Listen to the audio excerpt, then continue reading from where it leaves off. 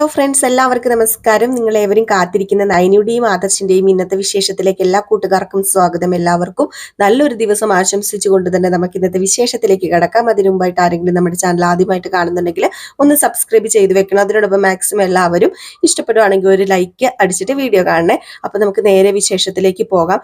അങ്ങനെ നയനോട് പറയുകയാണ്, എന്റെ മകന്റെ മുമ്പിൽ എനിക്ക് തോറ്റു കൊടുത്തേ പറ്റൂ. എന്റെ മകന് വേണ്ടി ഞാൻ നിന്നെ വിളിച്ചോണ്ട് പോകാൻ വന്നതാണ്. അതുകൊണ്ട് നീ ഇപ്പൊ തന്നെ ബാഗെല്ലാം പാക്ക് ചെയ്ത് എല്ലാ സാധനവും എടുത്ത് എന്റെ കൂടെ വരണമെന്ന്. ഇത് കേട്ടതും നയന ഞെട്ടിപ്പോയില്ലേ. നയനക്ക് എന്ത് പറയണമെന്നറിയില്ല. പക്ഷെ നമ്മുടെ ദേവയാനി പറഞ്ഞു, നീ ഇപ്പം മനസ്സിൽ വിചാരിക്കുന്നുണ്ടായിരിക്കും ഞാൻ നിന്റെ മുമ്പിൽ തോറ്റുവല്ലോ എന്ന്. അല്ല, നീ അതിനു വേണ്ടിയാണല്ലോ ഞാൻ വന്ന് വിളിച്ചാലേ വരത്തുള്ളൂ എന്ന് പറഞ്ഞ് മാറി നിന്നത്. അപ്പം ഞാൻ നിന്റെ മുന്നിൽ തോറ്റു എന്നാണല്ലോ അതിനർത്ഥം. അയ്യോ അമ്മേ, ഞാൻ അങ്ങനെയൊന്നും ഒരിക്കലും മനസ്സിൽ വിചാരിച്ചിട്ട് പോലുമില്ല. എനിക്ക് അങ്ങനെയൊന്നും ചിന്തിക്കാൻ കഴിയില്ല എന്നിങ്ങനെ പറയാണ്. അപ്പോഴത്തേക്കും ദേവയാനി മനസ്സിലിങ്ങനെ വിചാരിക്കുക, എനിക്കറിയാം മോളെ, നീ അങ്ങനെയൊന്നും മനസ്സിൽ വിചാരിക്കില്ലെന്ന്. പക്ഷെ എന്റെ നിലനിൽപ്പിന് എനിക്ക് കുറച്ച് കാര്യങ്ങൾ നേടിയെടുക്കാൻ ഇതിപ്പോ ചെയ്തേ പറ്റൂ. അതുകൊണ്ട് മോളോട് ഞാൻ ഒന്നും പറയാതെ മനസ്സിൽ സൂക്ഷിച്ചു വെക്കുക. എനിക്ക് കരള് ദാനമായിട്ട് തന്ന എന്റെ എന്റെ എന്റെ പ്രിയപ്പെട്ട മരുമകളാ നീ എന്നൊക്കെ ഇങ്ങനെ മനസ്സിൽ പറയാണ് കേട്ടോ. എന്നിട്ട് പറഞ്ഞു, അതെ, ഞാൻ ഇപ്പോഴേ ഒരു കാര്യം പറഞ്ഞേക്കാം. നിന്നെ ആ വീട്ടില് ആർക്കും ഇഷ്ടമല്ല, അറിയാലോ.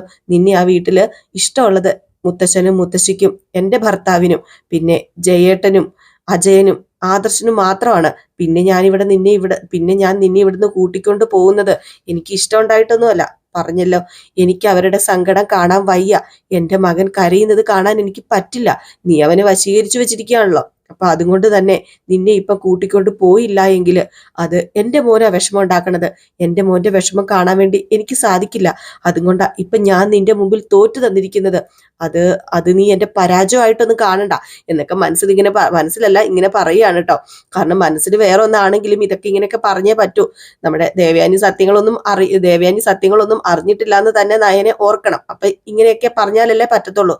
എന്നിട്ട് ദേവയാനി പറഞ്ഞു, എത്രയും പെട്ടെന്ന് നീ റെഡിയാകുക, ഇപ്പൊ തന്നെ വീട്ടിലേക്ക് പോകണം. പിന്നെ ആദർശിനെ വിളിക്കുകയോ ആദർശിനോട് ഈ വിവരം പറയുകയോ ഒന്നും ചെയ്യണ്ട. അവിടെ ചെല്ലുമ്പോൾ എല്ലാവരും അറിഞ്ഞാൽ മതി എന്ന് പറഞ്ഞിട്ടാണ് ദേവയാനി വെളിയിലേക്ക് ഇറങ്ങി വരുന്നത്. ദേവയാനി വെളിയിലേക്ക് ഇറങ്ങി വരുന്നു. കനകദുർഗയും നന്ദുവും ഗോവിന്ദനും അവിടെ നിൽപ്പുണ്ട്. അങ്ങനെ കനകദുർഗയോടും നന്ദുവിനോടും ഗോവിന്ദനോടും പറഞ്ഞു, ഞാനേ പറയേണ്ടതൊക്കെ നയനിയോട് പറഞ്ഞിട്ടിട്ട് ഞാൻ അവളെ കൂട്ടിക്കൊണ്ട് പോവാ. ഇത് കേട്ടതും വീണ്ടും നമ്മുടെ കനകദുർഗ ഞെട്ടി കേട്ടോ. ഗോവിന്ദനും ഞെട്ടി. അപ്പം കനകദുർഗ ഓടിപ്പോയി ചായ എടുത്തോണ്ട് വന്നപ്പം, അതെ, നിങ്ങളുടെ ഈ ചായ കുടിക്കാനോ നിങ്ങളുടെ സൽക്കാരം സ്വീകരിച്ചോ ഒന്നും അല്ല ഞാൻ ഇങ്ങോട്ടേക്ക് വന്നത്. പിന്നെ എടുത്തോണ്ട് വന്നതാണല്ലോ, അതുകൊണ്ട് മാത്രം ഞാൻ ഈ ചായ കുടിക്കാന്ന് പറഞ്ഞു. അത് തന്നെ വലിയ കാര്യമാണ്. നമ്മുടെ ദേവയാനി അവിടുന്ന് ഒരു ഗ്ലാസ് പച്ചവെള്ളം കുടിക്കുന്നത് തന്നെ വലിയ കാര്യമാണ്. ദേവയാനി അവിടെ നിന്ന് ഭക്ഷണമൊന്നും കഴിക്കുമല്ലോ. അപ്പോഴത്തേക്കും നമ്മുടെ ദേവയാനി പറഞ്ഞു, പിന്നെ എനിക്ക് പറയാനുള്ളത്, ദേ അറിയാലോ, എന്റെ വീട്ടില് കേറി വന്ന മരുമക്കള്, അത് ഞങ്ങൾ കേറി വന്നിട്ട് ഇപ്പം കുറെ കൊല്ലങ്ങളായി. ഞാൻ കേറി വന്നിട്ട് തന്നെ ഇപ്പൊ 10, 25, 27 കൊല്ലമൊക്കെ ആകുന്നു. അന്ന് വരെ എനിക്ക് പ്രസക്തി കിട്ടിക്കൊണ്ടിരുന്നു. അതുപോലെ ഞങ്ങൾക്ക് പ്രസക്തി കിട്ടിക്കൊണ്ടിരുന്ന സ്ഥലത്ത് ഇപ്പം നയനയ്ക്കാണ് പ്രസക്തി. അവിടെ നയനയാണ് എല്ലാവരും സ്നേഹിക്കുന്നത്. മുത്തശ്ശനും മുത്തശ്ശിയും അജയേട്ടനും ജയേട്ടനും അജയനും അതുപോലെ ആദർശും അനിയും എല്ലാവരും അവളെ സ്നേഹിക്കുന്നു. അവളെ എല്ലാവരും പരിഗണിക്കുന്നു. അതിന്റെ ആ ഒരു പരിഭവവും പരാതിയൊക്കെ എല്ലാവർക്കും ഉണ്ട്. പിന്നെ അവിടെ ഉള്ളത് ഒരു 3-4 പേര് മാത്രമാണ് അവളെ ഇഷ്ടമില്ലാതെ ഉള്ളത്. പിന്നെ ഈ സാഹചര്യത്തില് അവളെ വേണമെന്ന് തോന്നി. എന്റെ മകന് ശ്വാസമുട്ടൊക്കെ ഉള്ള കൂട്ടത്തിലാ, അറിയാലോ. അതുകൊണ്ടാ ഞാൻ അവളെ കൊണ്ടുപോകുന്നത്. അല്ലാതെ എനിക്ക് പ്രത്യേകിച്ച് പരിഗണന ഒന്നും കൊടുക്കാൻ വേണ്ടിയല്ല. ആരോടും പറയാതെ ഞാൻ ഇങ്ങോട്ടേക്ക് വന്നത്. പെട്ടെന്നൊരു തീരുമാനം എടുക്കുമായിരുന്നു, അവളെ കൂട്ടിക്കൊണ്ട് പോകുവാനുള്ള തീരുമാനം. അത് എന്റേത് മാത്രമാ. അപ്പോഴത്തേക്കും നമ്മുടെ ഗോവിന്ദൻ പറഞ്ഞു, അത് പിന്നെ മനസ്സോടെ കൂട്ടിക്കൊണ്ട് പോകണ്ടെന്ന എന്റെ ഒരു ഇത്. ആ എനിക്ക് അവളെ കൂട്ടിക്കൊണ്ട് പോകാൻ തോന്നുന്നൊന്നുമില്ല. ഞാൻ പറഞ്ഞല്ലോ, ആദർശന്റെ കാര്യം മാത്രമാ എന്റെ മനസ്സിലുള്ളത്. എന്റെ മകൻ കരയാൻ പാടില്ല, അവ സന്തോഷമായിട്ടിരിക്കണം, അതുകൊണ്ട് മാത്രം. അപ്പോഴത്തേക്കും നമ്മുടെ നയന വന്നു കേട്ടോ. നയന വന്നതും, ഇത്ര പെട്ടെന്ന് നീ എല്ലാം എടുത്തോ? ആ, എല്ലാം എടുത്തു. എനിക്ക് അങ്ങനെ ഒത്തിരി ഒന്നുമില്ല, കുറച്ച് സാരി മാത്രമേ ഉള്ളൂ. അപ്പം ഗോവിന്ദൻ ചോദിച്ചു, അല്ല മോള് പോകാൻ തീരുമാനിച്ചോ? അത് പിന്നെ അമ്മ വന്ന് വിളിച്ചതല്ലേ അച്ഛാ, പോകാതിരിക്കുന്നത് ശരിയല്ലല്ലോ. അപ്പം ദേവയാനി പറഞ്ഞു, അങ്ങനെ വിഷമിച്ച് വരണമെന്നൊന്നും ഇല്ല കേട്ടോ. നല്ല മനസ്സുണ്ടെങ്കിൽ മാത്രം അങ്ങോട്ടേക്ക് വന്നാൽ മതി. അതെ അമ്മേ, ഞാൻ പറഞ്ഞല്ലോ, അമ്മ ഒന്ന് ഫോൺ ചെയ്താൽ പോലും ഞാൻ വരുമായിരുന്നു. അമ്മ ഇവിടെ വന്ന് വിളിക്കേണ്ട കാര്യമൊന്നും ഇല്ലായിരുന്നു. വയ്യാത്ത അമ്മ എന്തിനാ ഇവിടെ വന്ന് കഷ്ടപ്പെടുന്നത്? ഞാനല്ലേ നിന്നോട് മാറി താമസിക്കാൻ പറഞ്ഞത്. അപ്പൊ പിന്നെ ഞാൻ തന്നെ വന്ന് വിളിക്കണമല്ലോ. ഞാൻ തന്നെ നിന്നെ കൂട്ടിക്കൊണ്ട് പോണമല്ലോ. ആ, അതാ വീതി. ഏതായാലും ഇനി വീട്ടിലുള്ളവരുടെ എല്ലാം പരാതി തീരുമല്ലോ, അത് തന്നെ വലിയ സമാധാനം. ആ പരാതി കേട്ട് തന്നെ ഞാൻ മടുത്തിരിക്കുക. ഞാൻ അസുഖക്കാരി ആയതുകൊണ്ട് എന്നെ വിഷമിപ്പിക്കണ്ടെന്ന് കരുതി ആരും ഒന്നും പറയാതെ ഇരിക്കുക, ആരും ഒന്നും ചെയ്യാതിരിക്കുക. എന്നെ സ്നേഹിക്കുന്നവരുടെ അവസ്ഥ ഞാനും മനസ്സിലാക്കണമല്ലോ, അവരെ ഞാനും പരിഗണിക്കണമല്ലോ. അല്ലാതെ നിന്നെ പരിഗണിച്ചിട്ടല്ല ഞാൻ നിന്നെ ഇവിടുന്ന് കൊണ്ടുപോകുന്നത്.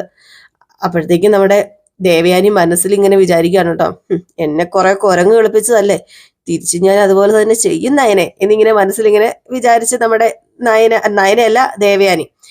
അപ്പോഴത്തേക്കും കനകദുർഗ പറഞ്ഞു, അതേ മോളെ ശരീരമൊക്കെ നോക്കണം കേട്ടോ. അപ്പൊ ദേവയാനി പെട്ടെന്ന് ചോദിച്ചു, അതെന്താ ഇവക്ക് വല്ല അസുഖമുണ്ടോ? ഹേയ്, അസുഖമൊന്നുമില്ല, ഇവക്ക് കുറച്ച് നടുവേദനയൊക്കെ ഉണ്ട്. അതുകൊണ്ടാ. ഇവള് കുറച്ചു ദിവസം ആയാലും ഇവിടെ വന്ന് നിൽക്കാൻ തുടങ്ങിട്ടെ. കനക വീട്ടുജോലിയൊക്കെ ചെയ്യുന്നത് കൊണ്ട് ഇവള് മടി ഇരിക്കുമായിരുന്നായിരിക്കും. അതുകൊണ്ടാ ഇവക്കിപ്പോ നടുവേദന വന്നത്. നമ്മള് പണിയെടുത്തില്ലെങ്കിൽ നടുവേദനയൊക്കെ ഉണ്ടാകും. അപ്പൊ പിന്നെ ഞാൻ നിങ്ങളെ മോളെ കൊണ്ടുപോകുകയാണ് കേട്ടോ. ഇനി ഇവള് ഇങ്ങോട്ടേക്ക് പറഞ്ഞു വിടാതിരിക്കാൻ പരമാവധി ഞാൻ ശ്രമിക്കും എന്നിങ്ങനെ പറഞ്ഞു. ഇതുകൂടെ കേട്ടപ്പോഴത്തേക്ക് നമ്മുടെ ഗോവിന്ദനൊക്കെ വല്ലാത്തൊരു സംശയം ഉണ്ട് കേട്ടോ. അത് കഴിഞ്ഞപ്പോ ദേവയാനി പറഞ്ഞു, പിന്നെ ബാക്കിയൊക്കെ സ്വഭാവം പോലെ ഇരിക്കും, ഇവള് നല്ല രീതിയിൽ നിന്നാ ഇവക്ക് കൊള്ളാം, എനിക്ക് അത്രേ പറയാനുള്ളൂ എന്നും പറഞ്ഞുകൊണ്ട് കുടിച്ച ചായ ഗ്ലാസ് നമ്മുടെ ദേവയാനി കനകദുർഗയുടെ കൈ കൊടുത്തിട്ട് നയനെയും കൂട്ടി അവിടെ നിന്ന് ഇറങ്ങാണ് കേട്ടോ. നമ്മുടെ കനക നയനയെ കെട്ടിപ്പിടിച്ച് കരഞ്ഞിട്ട്, പോയിട്ട് വാ മോളെ, പോയിട്ട് വാ, എല്ലാം ദൈവത്തിന്റെ നിശ്ചയമാണെന്ന് കരുതിയാൽ മതി എന്നിങ്ങനെ പറയാ. അങ്ങനെ നമ്മുടെ നയനയും ദേവയാനിയെയും അവര് 3 പേരും കനകയും ഗോവിന്ദനും നന്ദുവും കൂടെ യാത്ര അയക്കാണ് കേട്ടോ. ഏതായാലും നമ്മുടെ ദേവയാനി നയനയുടെ കൈ പിടിച്ചുകൊണ്ട് തന്നെയാണ് കേട്ടോ പതുക്കെ ഇറങ്ങുന്നത്. അത് ദേവയാനിക്ക് വയ്യാഞ്ഞിട്ടോ അതോ നയനയ്ക്ക് വയ്യാഞ്ഞിട്ടോ ഒന്നുമല്ല, നമ്മുടെ ദേവയാനിയുടെ സ്നേഹം തന്നെയാണ് നയനയുടെ കയ്യിൽ പിടിച്ചുകൊണ്ട് ആ പടി ഇറങ്ങി പോവുകയാണ്. ഇത് കാണുമ്പോഴത്തേക്കും ഏതൊരു അച്ഛനും ഏതൊരു അമ്മയ്ക്കും സന്തോഷം ഉണ്ടാകുന്നത് പോലെ തന്നെ നമ്മുടെ ഗോവിന്ദനും കനകയ്ക്കും ഭയങ്കര സന്തോഷമാവുകയാണ്. എങ്കിലും മനസ്സിൽ ഒരു പേടിയുണ്ട്, ഇനിയിപ്പോ അവിടെ ചെന്ന് കഴിഞ്ഞിട്ട് എന്താകും ഏതാകും എന്ന് അറിയില്ലല്ലോ. കാരണം നമ്മുടെ ദേവയാനി സ്നേഹിച്ചു കൊണ്ടുപോകുന്നതല്ല എന്നോർത്താണല്ലോ ഇരിക്കുന്നത്. ഏതായാലും നമ്മുടെ ദേവയാനി കാറിന്റെ അടുത്ത് എത്തിയപ്പോഴത്തേക്കും ഡോറ് തുറന്നു കൊടുക്കാണ് കേട്ടോ. എന്നിട്ട് പറയാ, കേറിക്കോ, ഇനിയിപ്പൊ ഡോറ് തുറന്ന് ആനയിച്ച് കയറ്റിയില്ലെന്ന് പറയില്ലല്ലോ, അതുകൊണ്ട് കേറിക്കോളാൻ പറയുന്നു. ഡോറ് തുറന്നു കൊടുക്കുന്നു, ഡോർ അടച്ചു കൊടുക്കുന്നു. അയ്യോ, എന്തൊരു സ്നേഹം അങ്ങോട്ട് കവിഞ്ഞൊഴുകുക നമ്മുടെ പൊന്നാര മരുമകളോട്. ഏതായാലും ഇനി ആ സ്നേഹങ്ങളൊക്കെ, അവരുടെ ആ ഒരു സ്നേഹബന്ധം നമുക്ക് ഒളിഞ്ഞു നിന്ന് സ്നേഹിക്കുന്ന ഒരു സ്നേഹബന്ധം നമുക്ക് കാണാനായിട്ട് സാധിക്കും.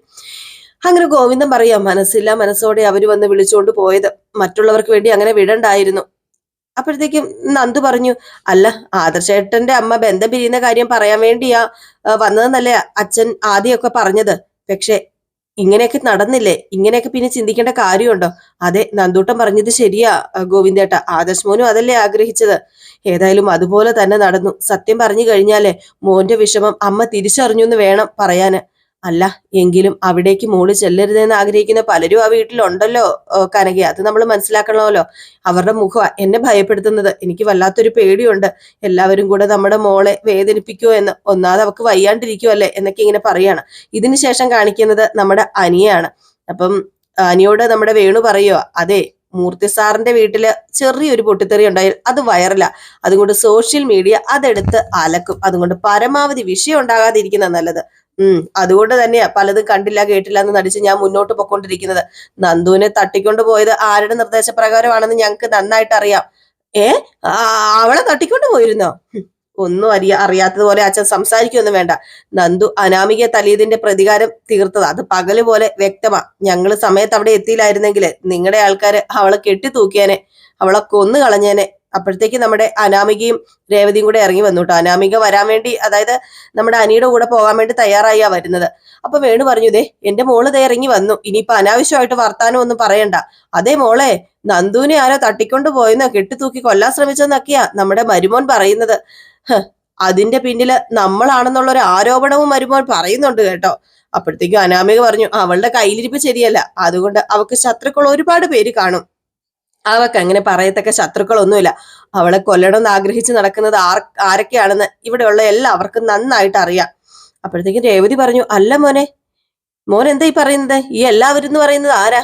ഇനി മോൻ ഞങ്ങളെയാണ് ഉദ്ദേശിച്ചേ? പിന്നെ വേറെ ആരാ? ഇവന്റെ ഏട്ടനും ഏട്ടത്തിമാരും ആയിരിക്കും. അപ്പൊ നമ്മുടെ അനു പറഞ്ഞു, കഴിഞ്ഞു പോയ കാര്യത്തെക്കുറിച്ച് ഇനി കൂടുതൽ സംസാരിക്കാൻ ഞാൻ ഇല്ല. ഏതായാലും പോകുന്നതൊക്കെ കൊള്ളാം. ഞങ്ങളുടെ മോൾക്ക് അവിടെ ജീവിക്കാൻ പറ്റാത്ത സാഹചര്യം ഉണ്ടായി. ഞങ്ങളുടെ മോളെയും കൂട്ടി ഞങ്ങളിങ്ങ് പോരും. പിന്നെ ആര് വന്ന് വിളിച്ചാലും ഞങ്ങളുടെ മോളെ അങ്ങോട്ടേക്ക് പറഞ്ഞു വിടത്തില്ല. അതെ, ഇവളെ കല്യാണം കഴിച്ചത് വേറെ ഒന്നിനുമല്ല, അവിടെ ഒരു മരുമകളുടെ കടമ അനുസരിച്ച് ജീവിക്കാനാ. അപ്പൊ നമ്മുടെ അനാമിക പറഞ്ഞു, അതെ, നീ ആദ്യം ഒരു മരുമകൾ എന്താ ചെയ്യേണ്ടതെന്നൊരു പട്ടിക ഇങ്ങോട്ട് തയ്യാറാക്കി താ, അതനുസരിച്ച് ഞാൻ ജീവിച്ചോളാം. ഇപ്പൊ രേവതി പറഞ്ഞു, അനി വേറെ ആരും ഇവളെ സ്നേഹിച്ചില്ല എങ്കിലും നിന്റെ സപ്പോർട്ട് ഞങ്ങളുടെ മോക്ക് എപ്പോഴും വേണം. അങ്ങനെയാ ഒരു ഭാര്യനെ ഭർത്താവ് സ്നേഹിക്കേണ്ടത്. ഓ പിന്നെ ഇപ്പൊ സ്നേഹിക്കും. ഇവൻ ഇല്ലാത്തത് അതല്ലേ അമ്മേ? അതെ, ഇവളുടെ പ്രവൃത്തിയും സംസാരവും നന്നായ അതൊക്കെ ഉണ്ടാകും. എന്തായാലും ഒരു കാര്യം ഞാൻ നിങ്ങൾ 3 പേരോടും പറയാം, ഇവളുടെ ആജ്ഞകൾ അനുസരിച്ച് അടിമയായിട്ട് ജീവിക്കാനൊന്നും എന്നെ കിട്ടില്ല. അത് ഞാൻ ഇപ്പോഴേ പറഞ്ഞിട്ടാ ഇവൾ ഇവിടുന്ന് കൂട്ടിക്കൊണ്ട് പോകുന്നത് എന്ന് പറഞ്ഞ് നേരെ വണ്ടിയിലേക്ക് പോവുകയാണ് അനി. അപ്പോഴത്തേക്ക് നമ്മുടെ അനാമിക ചോദിച്ചു, അല്ല ഞാൻ എന്താ അച്ഛ വേണ്ടത്, ഞാൻ എന്താ അച്ഛ ചെയ്യേണ്ടത് എന്നിങ്ങനെ ചോദിച്ചപ്പോ, ദേ ഇപ്പം പൊക്കോ, കാരണം ഉണ്ടല്ലോ അവൻ ഇനി വിളിക്കാൻ വന്നില്ലെങ്കിൽ എന്ത് ചെയ്യും? അവന്റെ വല്യമ്മേനെ കരുതി വന്നതാന്ന് പറഞ്ഞാ മതി. ദേവയാനിയെ സോപ്പിട്ട് നിൽക്കണം. ഒന്നുമില്ലെങ്കിലും സ്വന്തം മരുമകളെ തള്ളിക്കളഞ്ഞിട്ട് നിന്നെ സ്നേഹിക്കല്ലേ, അതിന്റെ പരിഗണനെങ്കിലും മോൾ അവർക്ക് കൊടുക്ക്. അതെ മോള് ബാ, മോള് പെട്ടെന്ന് ബാ, അനി ദേ വെയിറ്റ് ചെയ്യുന്നു, മോള് പൊക്കോ എന്ന് പറഞ്ഞ് നമ്മുടെ രേവതി അനാമികയെ കൂട്ടിക്കൊണ്ട് അനിയുടെ കൂടെ വണ്ടിയിൽ കയറ്റി വിടുകയാണ് കേട്ടോ. അവരങ്ങ് പോയി കഴിഞ്ഞപ്പോഴത്തേക്ക് രേവതി പറഞ്ഞു, അധികകാലം പോകുന്നു തോന്നുന്നില്ല. അതിനു മുമ്പ് എന്തെങ്കിലുമൊക്കെ ഉണ്ടാക്കാൻ പറ്റുമെങ്കിൽ ഉണ്ടാക്കണം. അതിനുള്ള സാമർത്ഥ്യം നിന്റെ മോൾക്കില്ലല്ലോ. അവക്കൊരു കുഞ്ഞ് ജനിച്ചിരുന്നെങ്കിൽ കുറച്ചുകൂടി അധികാരം അവക്ക് ആ വീട്ടിൽ കിട്ടിയേനെ. ഇതിപ്പം കുഞ്ഞുമില്ല, പെടക്കോടിയില്ല, ഒന്നുമില്ലാത്ത ഒരവസ്ഥയാണല്ലോ എന്നൊക്കെ ഇങ്ങനെ പറയാണ്. ഈ സമയത്ത് നമ്മുടെ ജാനകിനെ കാണിക്കാണ് കേട്ടോ. അപ്പൊ ജാനകി ഇങ്ങനെ വായിച്ചോണ്ടൊക്കെ ഇരിക്കുന്നു. അപ്പൊ ജലജ പറയുന്നു, ഒറ്റയ്ക്കധികം പുറത്തോട്ട് ഇറങ്ങരുതെന്ന് ഏടത്തിയോട് പറഞ്ഞതാ, പിന്നെ ഏടത്തി ഇത് എങ്ങോട്ടേക്ക് പോയതാ? വേറെ എങ്ങോട്ടേക്കാ? കരള് കൊടുത്ത പെൺകുട്ടീനെ കണ്ടുപിടിക്കാനുള്ള ഓട്ടത്തില. ഏതോ മനുഷ്യപ്പറ്റുള്ള പെൺകുട്ടി കരള് കൊടുത്തു. അവക്ക് അവളുടെ പേര് വെളിപ്പെടുത്താനോ ഏടത്തിയുടെ മുന്നിലേക്ക് വരാനോ താല്പര്യമില്ല. അതിനിപ്പോ നമ്മൾ എന്ത് ചെയ്യാനാണ്? പിന്നെ എന്തിനാ ഏടത്തി അവളുടെ പിന്നാലെ ഇങ്ങനെ നടക്കുന്നത്? അങ്ങനെ നടന്നിട്ട് എന്തിനാ? ഇവിടെ പൈസക്ക് ഓരോരുത്തരും ബുദ്ധിമുട്ടി നടക്കുക. എനിക്കാണെങ്കിൽ ബാങ്ക് ബാലൻസ് പോലും ഇല്ല, അറിയാമോ ജാനകി? അങ്ങനെയുള്ള നമ്മളെ സഹായിക്കുന്നതിന് പകരം പണം വേണ്ടാത്തവർക്ക് 50 ലക്ഷം എറിഞ്ഞു കൊടുത്തത്. അതൊക്കെ ഓർക്കുമ്പോഴാ. അല്ല, അതിനാ ചെക്ക് അവള് പ്രസന്റ് ചെയ്തില്ലല്ലോ. അത് വലിയ വിഷമമാണല്ലോ ഏടത്തിക്ക്. എടി, ആ കാര്യത്തിൽ ഏടത്തിനെ കുറ്റം പറഞ്ഞിട്ട് ഒരു കാര്യമില്ല. ഏടത്തി കൊടുക്കുന്ന പണം അവരുടെ സ്വന്തം പണമാ. കല്യാണം കഴിഞ്ഞ സമയത്തും പിന്നീടും ഏടത്തിയുടെ വീട്ടുകാർ കോടികളാ ഏടത്തിയുടെ പേരിൽ ഇട്ടിരിക്കുന്നത്. പിന്നെ ആദർശും ഏട്ടനും പ്രോഫിറ്റിന്റെ ഒരു ഭാഗം ഏടത്തിയുടെ പേരിൽ ഇടുന്നുണ്ട്. എല്ലാം കൂടെ ഇപ്പം ഒരു 10-15 കോടി കാണും. അതിൽ നിന്ന് ഒരു 50 ലക്ഷം പോയാൽ എന്താ കൂട്ടം തട്ടുന്നത്? അതൊക്കെ നിസ്സാരം. അത് പിന്നെ അതിൽ നിന്ന് എന്തെങ്കിലുമൊക്കെ നമുക്ക് തന്നൂടെ എന്നാ ഞാൻ ചോദിക്കുന്നത്. അതൊക്കെ ഓരോരുത്തരുടെ ഇഷ്ടമല്ലേ ജലജ എന്നിങ്ങനെ പറയാണ്. അപ്പോഴാണ് ഒരു കാറിന്റെ ഓൾറെഡി കേൾക്കുന്നത്. നമ്മുടെ അനാമികേനെ കൊണ്ടുവരാണ് കേട്ടോ. അപ്പം ഇത് കണ്ട ഉടനെ നമ്മുടെ ജാനകിക്ക് ഭയങ്കര സന്തോഷമായി. കാരണം അനാമികയാണല്ലോ വീട്ടിൽ വരുന്നത്. ജലജയ്ക്കാണ് ഇത് വലിയ ഇഷ്ടപ്പെടുന്നൊന്നുമില്ല കേട്ടോ. അനാമിക വരുന്നത് വലിയ കാര്യമായിട്ട് ഇഷ്ടപ്പെടുന്നൊന്നുമില്ല. അങ്ങനെ മാരണം വന്നല്ലോ, ഇവളെ എന്തിനാ ഇപ്പൊ ഇങ്ങോട്ടേക്ക് കൊണ്ടുവന്നത് എന്ന് മനസ്സിൽ ഇങ്ങനെ വിചാരിക്കുകയാണ്. അപ്പോഴത്തേക്കും ജാനകി പറഞ്ഞു, മോള് വന്നു, ആശ്വാസമായി. ഞാനും പ്രാർത്ഥിച്ചതേ ഉള്ളൂ ജാനകി, മോള് വരണേ എന്ന്. അങ്ങനെ വെറുതെ ഇങ്ങനെ പറഞ്ഞു ജലജ. അപ്പോഴത്തേക്ക് നമ്മുടെ അനാമിക വന്നു. അനാമിക വന്ന ഉടനെ നമ്മുടെ ജാനകിനെ കണ്ടതും അങ്ങ് കയറി കെട്ടി അങ്ങ് പിടിച്ചിട്ട്, എന്റെ മോളെ ഞാൻ കാത്തിരിക്കായിരുന്നു കേട്ടോ. എത്ര ദിവസമായി മോള് ഇവിടുന്ന് പോയിട്ട്. അതെ, അനി വന്ന് വിളിച്ചാല് മോള് വരുമെന്നുള്ള സംശയത്തിലായിരുന്നു ഞാനും ജാനകിയും കേട്ടോ എന്നിങ്ങനെ ജലജ പറഞ്ഞു. അപ്പം അനാമിക പറഞ്ഞു, ഇഷ്ടം ഉണ്ടായിട്ട് വന്നതൊന്നുമല്ല, അമ്മയും വല്യമ്മയും അപ്പച്ചിയൊക്കെ ഓർത്തപ്പോഴത്തേക്ക് ഞാൻ ഇങ്ങ് പോകുന്നതാ. അല്ലെങ്കിൽ ഇവന്റെ സംസാരത്തിന് ഞാൻ ഇങ്ങോട്ടേക്ക് ഒരിക്കലും വരേണ്ടതല്ല. അങ്ങനെ വരണം എന്നുള്ള രീതിയിലല്ല ഇവൻ ഇപ്പോഴും സംസാരിച്ചുകൊണ്ടിരിക്കുന്നത്. അപ്പം ജാനകി തുറപ്പിച്ചൊന്ന് നോക്കും അനിയെ. അപ്പോഴത്തേക്ക് അനാമിക പറഞ്ഞു, പിന്നെ എന്റെ അച്ഛനും അമ്മേനെയും കൂടെ ഓർത്തിട്ടാ. അച്ഛനും അമ്മയും നിർബന്ധിച്ചു, അവൻ വന്ന് വിളിച്ചതല്ലേ പൊയ്ക്കോളാൻ പറഞ്ഞു. ദേ ഇവന്റെ ഏടത്തിയൊക്കെ പറഞ്ഞ് തിരുത്തി വെച്ചിരിക്കുക. അതുകൊണ്ട് മോൻ അത് മൈൻഡ് ചെയ്യണ്ട. ദേ മോളെ ഇവന്റെ സംസാരത്തിന് വലിയ പ്രാധാന്യം ഒന്നും കൊടുക്കണ്ട. എന്തിന്? അപ്പൊ ജലജൻ പറഞ്ഞു, അതെ അതെ അതെ, മോൾ ഈ വീട്ടിൽ നിന്ന് എങ്ങനെയെങ്കിലും അടിച്ചു പിരിഞ്ഞ് സ്വന്തം വീട്ടിൽ പോയി നിൽക്കണമെന്ന എന്റെ മരുമകളുടെയും ഏടത്തിയുടെ മരുമകളുടെയൊക്കെ ആഗ്രഹം. അതൊരിക്കലും അനുവദിച്ചു കൊടുക്കരുത് മോളെ. അത് അനുവദിച്ചു കൊടുക്കാൻ പാടില്ല. മൂത്തവളുടെ ശല്യം സഹിക്കാൻ പാടില്ല. ഇനിയിപ്പം വീട്ടിൽ പോയി നിൽക്കുന്നവൾ വല്ലതും ഇങ്ങോട്ടേക്ക് വരുമോ എന്നിങ്ങനെ അനാമിക ചോദിച്ചപ്പോ നമ്മുടെ അനി പറഞ്ഞു, നിനക്ക് മുന്നേ ഇവിടെ വന്ന ഒരാളാ നയനേടത്തി. അപ്പൊ പിന്നെ നയനേടത്തി എന്തിനാ മാറി നിൽക്കുന്നത്? അപ്പോഴത്തേക്കും ജാനകി പറഞ്ഞു, പിന്നെ അവളത്രയ്ക്ക് ശരിയല്ല, അതുകൊണ്ട് അവള് മാറി നിൽക്കുന്നത്. ആര് പറഞ്ഞു അനാമിക അടുത്ത് ഇവിടെ നിൽക്കേണ്ട ആളല്ലെന്ന്? അപ്പൊ അനാമിക പറഞ്ഞു, കണ്ടോ അനിക്ക് വേദന വന്നു ഏടത്തിയുടെ കാര്യം പറഞ്ഞപ്പോഴത്തേക്കും. എനിക്ക് ഇതാ ഇവിടെ നിൽക്കാൻ കലി വരുന്നതെന്ന് പറഞ്ഞു. അപ്പോഴത്തേക്കും ജാനകി പറഞ്ഞു, മോള് വിഷമിക്കുകയൊന്നും വേണ്ട, എന്റെ മോളില്ലാതെ ഞാൻ വിഷമിച്ചിരിക്കുമായിരുന്നു, മോൾ അകത്തേക്ക് കയറി വന്ന് പറയുകയാണ്. ഏതായാലും ഇതേ സമയമാണ് മുറ്റത്ത് അടുത്ത കാറ് വന്ന് നിൽക്കുന്നത്. അത് ആരുടെ കാറാണ്? നമ്മുടെ ദേവയാനിയാണ് കേട്ടോ. നമ്മുടെ ദേവയാനി നയനയും കൂട്ടി വരികയാണ്. ആകപ്പാടെ ഞെട്ടി തകർന്ന് തരിപ്പണമായി പോയില്ലേ. അങ്ങനെ ജലജ പറയുക, ജാനകി ഈ കാണുന്നത് സ്വപ്നമാണോ അതോ സത്യമാണോ?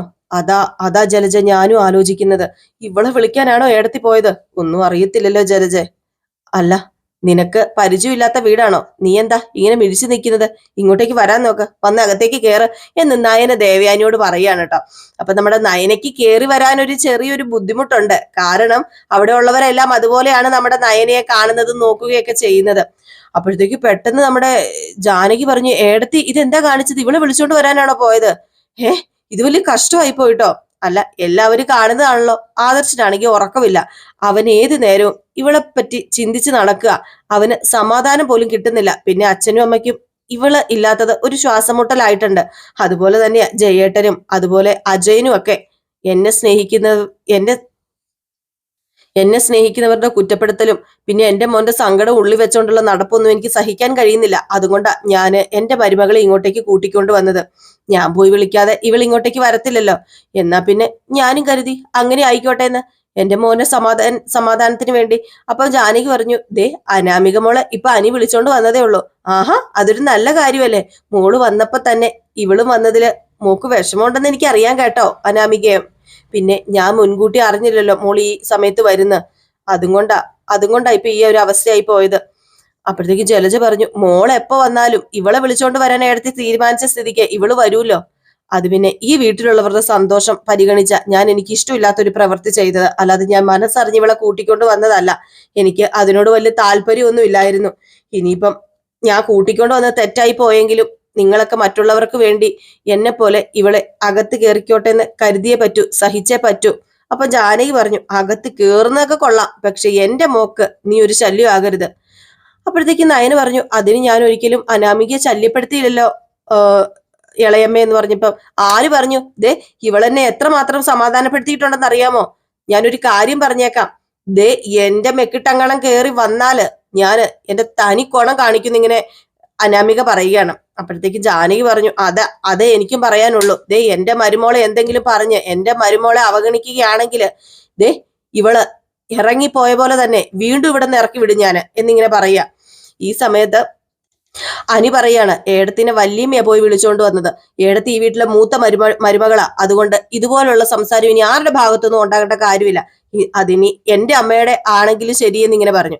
അപ്പോഴത്തേക്ക് നമ്മുടെ ദേവയാനിക്ക് കുറച്ച് സന്തോഷമായിട്ട്. അപ്പൊ ദേവയാനി ഇങ്ങനെ മനസ്സിൽ വിചാരിക്കുക, ഇനി ഇപ്പൊ ആരൊക്കെ എതിർത്താലും ശരി എന്റെ മരുമകളെ ഈ വീടിനകത്ത് എന്നും ഞാൻ പൊന്നുപോലെ നോക്കും. എന്റെ മരുമകള് ഈ വീടിനകത്ത് എന്നും കാണും എന്നിങ്ങനെ മനസ്സിൽ വിചാരിക്കുന്നു. ഏതായാലും നമ്മുടെ നയനയും അതുപോലെ തന്നെ ദേവയാനിയും സ്ക്രീനിൽ ഒരുമിച്ച് കാണിച്ചിട്ടാണ് ഇന്നത്തെ വിശേഷം അവസാനിക്കുന്നത്. അപ്പൊ ഏതായാലും ഇനി പൊടിപൂരം തന്നെ ആയിരിക്കും. നമുക്ക് കാത്തിരുന്ന് തന്നെ കാണാം എന്തൊക്കെയാ അങ്ങോട്ട് സംഭവിക്കാൻ പോകുന്നത് എന്ന ഇൻട്രസ്റ്റോട് കൂടി കാണാൻ പറ്റിയ കുറെ മുഹൂർത്തങ്ങളൊക്കെ ഉണ്ട് കേട്ടോ. മാറി നിന്ന് നമ്മുടെ ദേവയാനി നയനയെ സ്നേഹിക്കുകയാണ്. അതിനിടയിൽ പാര വെക്കാൻ തുടങ്ങുന്നവർക്കിട്ട് അതിലും വലിയ പാരയാണ് നമ്മുടെ ദേവയാനി പണിയാൻ പോകുന്നത്. മരുമകളെ ആരെന്തൊക്കെ ചെയ്യുന്നോ എന്ന് ആരും അറിയാതെ വീക്ഷിച്ചുകൊണ്ട് അവർക്കിട്ട് തിരിച്ചു പാര വെക്കുക. ഇതൊക്കെ അടിപൊളിയായിട്ടുള്ള രസമുള്ള എപ്പിസോഡുകളൊക്കെയാണ് കേട്ടോ. അപ്പൊ എല്ലാവരും മിസ് ചെയ്ത് കളയാതെ കാണുക. അപ്പൊ നിങ്ങളുടെ സ്നേഹത്തിനും സപ്പോർട്ടിനും ഒക്കെ ഒരുപാട് നന്ദി. നിങ്ങളുടെ സ്നേഹവും സപ്പോർട്ടും ഒക്കെ വീണ്ടും പ്രതീക്ഷിച്ചുകൊണ്ട് നിർത്തുന്നു. ഇനി നെക്സ്റ്റ് ഒരു വീഡിയോ ആയിട്ട് കാണാം. അതുവരെ എല്ലാവർക്കും ടാറ്റാ, ബൈ ബൈ.